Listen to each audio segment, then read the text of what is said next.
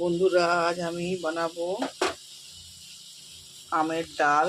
তো প্রথমে এখানে যে কড়াইতে জল ফুটতে দিয়ে দিয়েছি, এরপর এর মধ্যে দিয়ে দিচ্ছি ধুয়ে পরিষ্কার করে রাখা মসুর।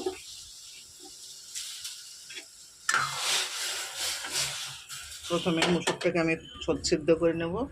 তো এর মধ্যে দিয়ে দিচ্ছি লবণ।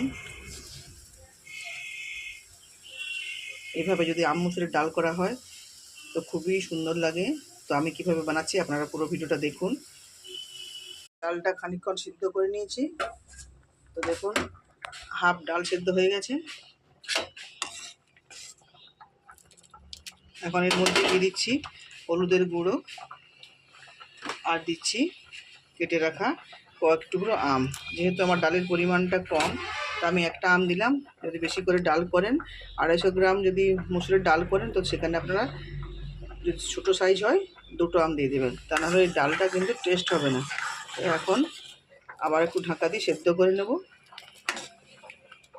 বন্ধুরা, ডালটা খুব সুন্দর সেদ্ধ হয়ে গেছে। এখন এটাকে আমি ঢেলে নিচ্ছি।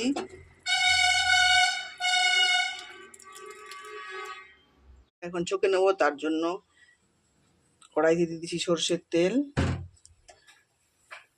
এর সঙ্গে আসল যেটা লাগবে সেটা হচ্ছে কারি পাতা। এই কিছু কারি পাতা এটা দিয়ে দেবো। মধ্যে ছক্কা দিচ্ছি কালো সর্ষে আর শুকনো লঙ্কা একটা, আর এর মধ্যে দিয়ে দিচ্ছি কারি পাতা।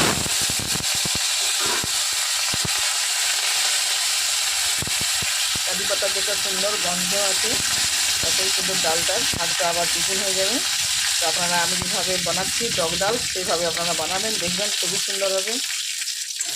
গ্রীষ্মের দুপুরে গরম ভাতের সাথে অসাধারণ লাগে খেতে।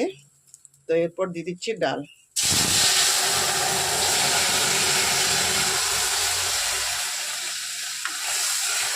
ফুটিয়ে নিলাম, রেডি হয়ে গেছে, নামিয়ে নিচ্ছি। তো আমাদের এই রেসিপি ভালো লাগে আপনাদের, তো আপনারা অবশ্যই লাইক কমেন্ট শেয়ার করবেন, পাশে থাকবেন।